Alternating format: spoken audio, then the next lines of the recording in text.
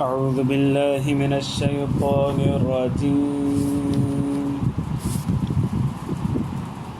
بسم الله الرحمن الرحيم.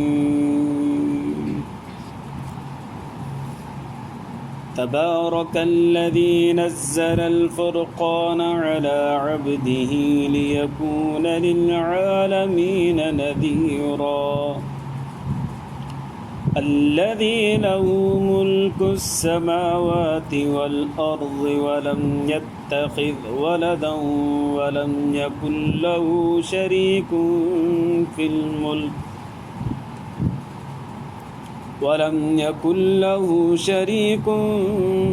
الملك وخلق كل شيء فقدره تقديرا. واتخذوا من دونه آلهة لا يخلقون شيئا وهم يخلقون ولا يملكون لأنفسهم ضرا ولا نفعا ولا يملكون موتا ولا حياة ولا نشورا. درود شريف. اللهم صل على سيدنا محمد وعلى آل سيدنا محمد. رب زدني علما وارزقني فهما. سبحانك اللهم.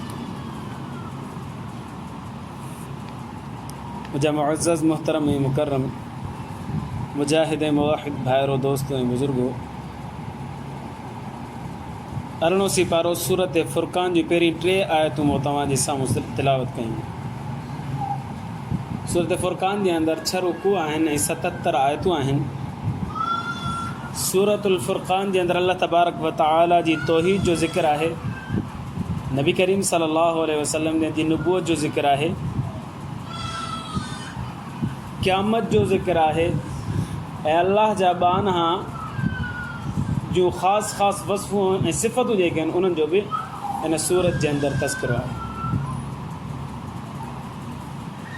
इरशाद बारी ताला आहे तबारकल्लज़ी नज़्ज़लल फ़ुरक़ान, बरकत वारी ज़ात आहे उहा जंहिं नाज़िल कयो फ़र्क़ु करण वारे फ़ैसिले करण वारे किताब क़ुरान खे अला अब्दिही पंहिंजे बाने मुहम्मद अरबी सल्लल्लाहु अलैहि वसल्लम जे मथां लियकून लिल आलमीन नदीरा, तां त मुहम्मद सल्लल्लाहु अलैहि वसल्लम जहाननि खे ड्रेॼाइण वारो बणिजी वञे।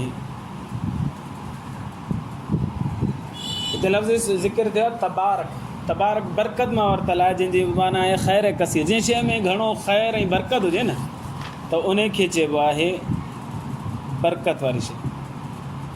ऐं हर शइ जे अंदरि ख़ैर अलॻि शइ हूंदी आहे। इहो मसइलो असांखे सम्झ में कोन थो अचे, मोमिननि खे ॻाल्हि सम्झ में ई कोन थी अचे। बरकत माना ड्रेग, मुस्लमान खां पुछंदो बरकत माना ड्रेग। मानी जी बरकत इहा आहे जो वधी वञे, पूरी पवणु बरकत न आहे छा? पूरी पइजी वञे बि बरकत आहे।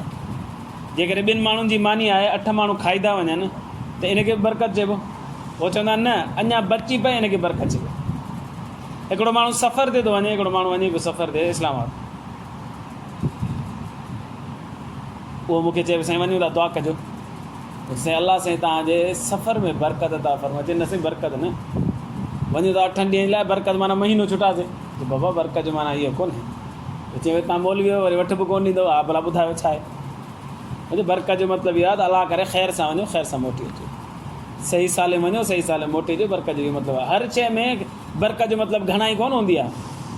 जिते खुटे उते बरकत जो मतिलबु घणाई थींदी, पर जेको शइ पंहिंजी मिक़दार में पूरी पइजी वञे इनखे बरकत चइबो आहे।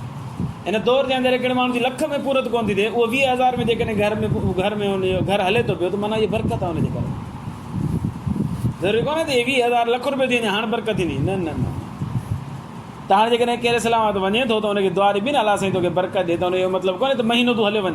हुनजो मतिलबु इहा त ख़ैर सां वञे, ख़ैर सां अचे, सुठो सफ़र थिए, अलाह करे का तकलीफ़ न अचे। इहा बरकत जी माना अलाह सां इहा बरकत पंहिंजे हथ में रखी आहे। तबारकल्लज़ी, बरकत वारी ज़ात मां अलाह जी आहे जंहिं नाज़िल कयो फ़र्क़ु करण वारो किताब पंहिंजे गाने जे मथां। पोइ अल्लाह तबारक व तआला किन शयुनि में बरकत विझी छॾी आहे। ऐं कॾहिं कॾहिं वरी के शयूं अमल में आणिबियूं त बरकत थी वेंदी आहे। मसलन कलाम मुक़दस में अलाह से बरकत रखी छॾी आहे। नंबर 2 काबतुल्लाह में अलाह से बरकत रखी छॾी आहे। ये बरकत वारी शइ। नबी करीम सल्लल्लाहु अलैहि वसल्लम ने इरशाद फरमायो जेको वालिदैन जी ख़िदमत कंदो अलाह से उनजी उम्र में वाधारो कंदो। वालिदैन जी ख़िदमत में बरकत रखियल। वालिदैन में बरकत न आहे, वालिदैन जी ख़िदमत में जेको अमल असां अंजाम ॾींदासीं उन में बरकत रखियल। अहिड़े नमूने सां उस्ताद आहे, उनजी माण्हू ख़िदमत कंदो, अलाह से इल्म में पुख़्तगी ॾींदो, अमल में पुख़्तगी ॾींदो, त इहा उन अमल जे अंदरि अलाह से बरकत रखी आहे। बाक़ी इन्हनि खां अलावा माण्हू कंहिं बि शइ खे बरकत वारो चवंदो त उहा बरकत वारी नथी थी सघे। तबारकल्लज़ी नज़्ज़ल अल फ़ुरक़ान, बरकत वारी ज़ात अल्लाह तबारक व तआला जी आहे। नज़्ज़ल अल फ़ुरक़ान जे नाज़िल कयो कलाम मुक़दस, फ़र्क़ु करण वारो, फ़ैसिलो करण वारो, अला अब्दी पंहिंजे बाने मुहम्मद सल्लल्लाहु अलैहि वसल्लम। हिते क़ुरान जी सिफ़त ज़िक्र कई वई आहे फ़ुरक़ान। फ़ुरक़ान जी माना आहे फ़र्क़ु करण वारो, तमीज़ करण वारो, फ़ैसिलो करण वारो, जुदागी करण वारो। क़ुरान ॿियनि किताबनि खां जुदा आहे। जेके आसमानी किताब हुयूं उन्हनि किताबनि जे अंदरि तहरीफ़ थी चुकी आहे, क़ुरान इन खां जुदा आहे, हिन में तहरीफ़ न आहे। हुननि जे अंदरि अहिड़ी तहरीफ़ थी वई, अहिड़ी तहरीफ़ थी वई त कुझु हुन में हक़ बि आहे, कुझु बातिल बि आहे, पर कलाम मुक़दस बिल्कुलु हक़ आहे, हिन में कंहिं बि क़िस्म जो बातिल न आहे। लिहाज़ा हीउ बिल्कुलु फ़र्क़ु करण वारो किताब आहे। ॿियो वरी हिन जी तालीमात पढ़ंदासीं त कुफ़ुर ऐं शिरक जे दरमियान, कुफ़ुर शिरक ऐं ईमान जे दरमियान में फ़र्क़ु करे थो पियो। भाई कुफ़ुर ऐं शिरक हिन खां बचो, हिन जी तालीमात थी आहिनि। तौहीद हीअ आहे, हिन ते अचो, हिन जी तालीमात थी आहिनि। पंहिंजी तालीमात जे ज़रिए सां ईमान वारनि खे ऐं काफ़िरनि खे पाण में जुदा करे थो, फ़र्क़ु करे थो, हुननि में फ़ैसिलो करे थो।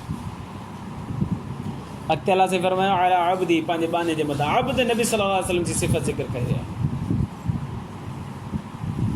अल्लाह तबारक व तआला खे महबूब में महबूब लफ़्ज़ जेको आहे न, इहो अब्द आहे, सभ खां वधीक महबूब। छो जो अल्लाह साईं काइनात जे वजूद जो सबबु ई अब्दियत ॿुधायो आहे। वमा ख़लक़्तुल जिन्न वल इंस इल्ला लियअबुदून। असां जिन्ननि ऐं इंसाननि खे सिर्फ़ु इन करे पैदा कयो आहे तव्हां त मुंहिंजी इबादत कयोसि। हाणे इंसाननि ऐं जिन्ननि खे पैदा करण जो मतिलबु ऐं वजह अलाह साईं बयानु फरमाए इबादत आहे, त अलाह साईं हाणे उन्हनि खे अब्द चवण में ख़ुशि थींदो ऐं उहो इबादत कनि था, ख़ुशि थींदो अलाह साईं। इन करे ॿियो केरु करे न करे, मोहम्मद अरबी त कंदो न इबादत। इन करे अलाह साईं फरमायो अब्द मुंहिंजो प्यारो बानो इबादत गुज़ार आहे, मोहम्मद अरबी सल्लल्लाहु अलैहि वसल्लम। हिते बि अब्द फरमायो, वरी मेराज वारी राति वठे वञे, उते बि अब्द फरमाए सुब्हानल्लज़ी असरा बिअब्दिही, उते बि अलाह साईं अब्द जो ज़िक्र फरमाए। फ़अौहा इला अब्दिही मा औहा, टी जॻह ते वरी वापसि अचे नबी सल्लल्लाहु अलैहि वसल्लम, उते बि अलाह साईं फरमायो त जेको अलाह साईं पंहिंजे बानी खे ॾियणो हो सो ॾिनो। उते बि नबी सल्लल्लाहु अलैहि वसल्लम खे बाने जे लफ़्ज़ सां ज़िक्र फरमायो। त हीअ जेको डिग्री आहे मक़ाम अब्दियत, ऊचे में ऊची डिग्री आहे, वॾे में वॾी डिग्री आहे। अल्लाह असांखे बि इबादत गुज़ार बणाए। लियकून लिल आलमीन नज़ीरा, नबी सल्लल्लाहु अलैहि वसल्लम जी ॿी सिफ़त इहा आहे तूं जहान वारनि खे रिॼाइण वारो, जेके ईमान नथा आणनि उन्हनि खे रिॼाइण वारो आहे जहन्नम खां, जेके ईमान आणे वेठो हाणे अमल नथो कनि उन्हनि खे बि जहन्नम खां रिॼाइण वारो। तबारकल्लज़ी, बरकत वारी ज़ात अल्लाह जी आहे। बरकत वारी ज़ात आहे त सही, हुनजी हुकूमत केतिरी आहे? अलाह साईं फरमायो अचो ॿुधायां हुकूमत। अल्लज़ी लहू मुल्कु समावाति वल अर्ज़। इंसान तोखे ॿियो त ख़बर कोन्हे, पर आसमान ऐं ज़मीन जी ख़बर अथई, इहो सॼो प्लाट मुंहिंजो आहे, आसमान ऐं ज़मीन जी सॼी मिल्कियत मुंहिंजी आहे। अञा अॻिते अलाह अथई, अलाह साईं फरमायो अञा आहे, पर तोखे ख़बर न आहे, बसि ॿुधाइण जी ज़रूरत कोन्हे, तुंहिंजो एतिरो इल्मु ई कोन्हे। जेतिरो तोखे इल्मु आहे, जेसि ताईं तुंहिंजी नज़र वञे तेसि ताईं तोखे ॿुधायां थो इहो मुंहिंजो आहे सॼो एरियो, मां मालिक आहियां। वलम यत्तख़िज़ वलदन, अलाह भला को औलाद औलाद अथई, सुभाणे तूं रिटायर थी वञी त को हुजे न तुंहिंजो नाइब। अलाह साईं फरमायो मां रिटायरमेंट खां पाक आहियां। वलम यत्तख़िज़ वलदा, अलाह साईं जो को बि औलाद कोन्हे। औलाद हुजणु माना कमज़ोर हुजण जी अलामत आहे, ज़ईफ़ हुजण जी अलामत आहे, माज़ूल हुजण जी अलामत आहे, कमज़ोर हुजण जी अलामत आहे। अलाह साईं फरमायो त न मां कमज़ोरी कोन थींदुसि त मुंहिंजो औलाद किथां, ज़रूरत ई कोन्हे। ऐं इंसान तूं सुभाणे पोड़ो थी वेंदे, कमज़ोर थी वेंदे, रिटायर थी वेंदे, तोखे औलाद जी ज़रूरत आहे। मां अलाह औलाद खां पाक आहियां, कमज़ोरी खां पाक आहियां, लिहाज़ा कमज़ोरी खां पाक आहियां त औलाद खां बि पाक आहियां। वलम यकुल लहू शरीकुन फिल मुल्क, अल्लाह भला ठीकु आहे औलाद कोन अथई, तो भाईवार अथई हेॾी वॾी काइनात जे अंदरि, ॿियो को अलाह तोसां गॾु आहे? अलाह से फरमाए ईअं बि कोन्हे, वलम यकुल लहू शरीकुन फिल मुल्क, मुंहिंजो को बि शरीक न आहे हिन पूरी काइनात जे अंदरि, मां तने तना मालिक आहियां। व ख़लक़ कुल्ल शैइन, अलाह भला तो पैदा कयो आहे त घणियूं शयूं पैदा कयूं अथई? अलाह साईं फरमाए जेका शइ तोखे ख़बर आहे सभु मां अलाह पैदा कयो। व ख़लक़ कुल्ल शैइन, ऐं पैदा फरमाई हर शइ खे, जंहिं शइ खे असां शइ चवंदा आहिनि उहा अलाह साईं पैदा फरमाई। फ़क़द्दरहु तक़दीरा, पोइ अलाह साईं हुनखे मापे थो अंदाज़े सां, ऐं उन में जेका सलाहियत रखणी थो रखे थो, अंदाज़े सां उन में जेका सलाहियत उन में घुरिजे रखे थो। मसलन पहाड़ आहे बिल्कुलु सख़्तु आहे, उन में इन जी सलाहियत रखणु यकीन रखी अलाह तबारक। ज़मीन आयो आहे नरम, एॾी बि नरम कोन्हे जो पेर रखूं त अंदरि हली वञे, एॾी बि सख़्तु कोन्हे जो पहाड़ वांगुरु टीकम खणी खोटणो पए। नरम बि पंहिंजी मुनासिबत सां आहे, सख़्ती बि हुनजी पंहिंजी मुनासिबत सां, इहा हुनजे अंदरि रखण वारो केरु? अलाह तबारक। अॻिते अलाह साईं सिफ़तूं बयानु फरमायूं त मूंखां अलावा केरु बि महबूद कोन्हे, जंहिंमें हीअ सिफ़तूं नज़र अचनि न पोइ सम्झो इहो महबूद आहे। वत्तख़िज़ू मिन दूनिही आलिहतन, माण्हुनि अलाह खे छॾे ॿिया महबूद ठाहिया आहिनि, पर उन्हनि में हीअ सिफ़तूं आहिनि ई कोन। नंबर 1, ला यख़्लुक़ून शैअन, कुझु पैदा ई कोन था करे सघनि। ईसा अलैहिस्सलाम खे पूॼनि था, यहूदी उज़ैर अलैहिस्सलाम खे पूॼनि था पिया, हिंदू पंहिंजे हथ सां बुत ठाहिनि था पिया, ईमान वारा औलिया अलाह खे पूॼनि था पिया, पर इहे अलाह से फरमाए थो इन्हनि कंहिंखे पैदा ई कोन कयो, बल्कि वहुम युख़्लक़ून, बल्कि पाण मख़लूक़नि पैदा कया विया आहिनि। ईसा अलैहिस्सलाम जो ख़ालिक़ केरु आहे? अलाह से। उज़ैर अलैहिस्सलाम जो ख़ालिक़ केरु आहे? अलाह से। जेके पाण मख़लूक़नि ऐं ॿियनि खे किथां तख़लीक़ करे सघंदा, पैदा करे सघंदा। लिहाज़ा ख़ालिक़ हुजण जे लाइ पहिरीं सिफ़त इहा घुरिजे त हुनजे अंदरि ताक़त हुजे तख़लीक़ जी। तख़लीक़ छा चइबो? माना अहिड़ी शइ पैदा करे जंहिंजो वजूद न हुजे, बग़ैर असबाब जे पैदा करे। लोह मां जेकॾहिं केरु पिस्टल ठाहे थो वठे न, त इहा हुनजी तख़लीक़ न चइबी, छो करे हुनखे लोह मिलियो उन मां हिन ठाहियो। लोह न मिले हाणे पिस्टल ठही वञे, इन खे चइबो तख़लीक़। हे प्लास्टिक हो त हीअ डेस्क ठही, प्लास्टिक ई न हुजे हाणे मौलवी साहिबु ठाहे ॾेखारे इहा डेस्क, हाणे चऊं तो ख़ालिक़। धाॻो हो त हीअ टोपी ठही, धाॻो ई न हुजे हाणे टोपी ठाहे ॾेखार, हाणे चइबो तो ख़ालिक़। पर इहा सिफ़त सिर्फ़ु ऐं सिर्फ़ु अलाह तबारक व तआला में, कंहिं पीर वली गौस अब्दाल में, के अलाह जे प्यारे बाने में, कंहिं में बि इहा ताक़त कोन्हे, इहा सिर्फ़ु अलाह तबारक व तआला। त ख़ालिक़ हुजण जे लाइ, महबूद हुजण जे लाइ पहिरीं सिफ़त इहा आहे त हू ख़ालिक़ हुजे। ॿी सिफ़त, वला यमलिकून लिअनफुसिहिम ज़र्रन वला नफ़ा, अलाह से फरमाए थो मूंखे छॾे तव्हां जेके पूॼो था पिया, उहे पंहिंजी जान खे बि नुक़सान बि नथा ॾेई सघनि, फ़ाइदो बि नथा ॾेई सघनि। ॿियनि खे त चयो पंहिंजी जान जा बि नफ़े नुक़सान जा मालिक न आहिनि, त ॿियनि खे नफ़ो नुक़सान किथां ॿुधाए सघनि। लिहाज़ा महबूद उहो थी सघे थो जेको नफ़े नुक़सान जो मालिक हुजे।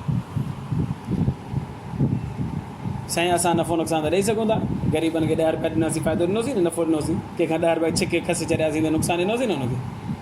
असां त नफ़े नुक़सान जा मालिक आहियूं। अलाह साईं कीअं थो फरमाए त केर बि कोन्हे नफ़े नुक़सान जो मालिक? जवाबु इहो आहे त मां तहतल असबाब नफ़े नुक़सान जा मालिक। हर इंसान, हर मख़लूक कंहिं हद ताईं आहे। हीअ मां फ़ौक़ल असबाब ॻाल्हि आहे। मां तहतल असबाब, मां फ़ौक़ल असबाब, टाइम वॾो थिया ॿिए भेरे सम्झाईंदुसि। टी सिफ़त, वला यमलिकून मौतन वला हयातन, अलाह खे छॾे जंहिं महबूदान बातिला खे तव्हां सॾियो था पिया, पुकारियो था पिया, इबादत कयो था पिया, उहे मौत हयात जा बि मालिक न आहिनि। टी सिफ़त महबूद हुजण जी आहे त मारण ते बि क़ादिर हुजे, जीआरण ते बि क़ादिर हुजे। असांजे साम्हूं जेको मरी वियो त हुनखे उथाए कोन सघंदासीं। जेके मारियूं था न, वरी मां तहतल असबाब, मां फ़ौक़ल असबाब, मारण वारी ज़ात अलाह तबारक व तआला। असां मदरसे में पढ़ंदा हुआसीं, पोइ हिकिड़ो बंगाली दोस्त हो असांजो, उनजो भाउ गुज़ारियो। होशियारो, ॾाढो ज़हीन हुयो, फ़तीन, वॾो होशियारु। अचानक हुनखे कैंसर थी पियो, अंदरि किथे ज़ख़्म थी पियुसि, कैंसर ज़ाहिर थियो। ऐं सफ़ा आख़िरी स्टेज डॉक्टरनि जो हाणे 2 महीनो हले 2 महीना हले 1.5 महीनो हले बसि नौजवान 19 साल 20 साल में पोइ हुनखे तकलीफ़ वधी पोइ कराची में हुनखे दाख़िल कयूं राति जो 8-9 बजे हुनजो वीचारो इंतकाल थी वियो त हाणे हुनजो भाउ मथां वेठो त कंहिंखे ॿुधाए उहो बि मदरसे में पढ़ंदो पर दौरे हदीस में आख़िरी साल में पढ़ंदो हाणे उहो मथां यासीनो में पढ़ेसि मथां जीअरो थिए मथां जीअरो थिए मथां जीअरो थिए मथां ज़िंदा थिए पढ़ंदो रहे जेका शइ अलाह ॾे वञणी हुअसि भई त केर बि मौत हयात जो मालिक न आहे सवाइ अलाह तबारक व तआला त जेको माबूद हुजण जी सलाहियत रखे थो उन जे अंदरि 3 सिफ़त इहा हुजणु घुरिजे त हू मौत जो बि मालिक हुजे हयात जो बि मालिक हुजे बेदे जे अंदरि हयात केरु थो दाख़िल करे बेदो बेजान शइ मुर्दा शइ हुन में हयात दाख़िल करण वारी ज़ात अलाह तबारक वाला नुशूर आहे 4थी सिफ़त माबूद हुजण जे लाइक़ु उहो आहे जंहिंजे अंदरि 4थी सिफ़त हुजे उहो इहो आहे त मरण खां पोइ ज़िंदा थियणु क़यामत वारे ॾींहुं वरी नुशूर आहे ज़िंदगी मौत खां बाद वारी ज़िंदगी खे क़याम ॾियणु हुनखे उजागर करणु मथे करणु इंसान खे ज़िंदा करणु इहो बि केरु कोन थो करे सघे सवाइ अलाह तबारक व तआला अलाह साईं फरमाए थो मूंखे मां अलाह में इहे सलाहियतूं ऐं सिफ़तूं आहिनि मूंखे पुॼो न मां अलाह मालिक आहियां हर शइ जो ख़ालिक़ आहियां ऐं नफ़े नुक़सान जो मालिक बि आहियां ऐं मौत और हयात जो मालिक आहियां क़यामत में उथण जो बि मालिक आहियां मूंखे पुॼो त मूंखे छॾे ॿियनि खे छो था पुॼे वीचारा मुस्लमान अलाह असां हिदायत नसीब करे पीरनि ते वलियनि ते ईअं सजदनि में पिया छा आहे टीवी ते हिकिड़ो प्रोग्राम ॾिठोसीं ॾुख पियो थिए अहिड़ो साईं भुट्टो साहिब जी क़बर ते माण्हू अचनि था नज़रूं ऐं मिनतूं मञनि पिया छो त साईं भुट्टो साहिब असांजी पुॼाईंदो ॿेड़ा पार कंदो असां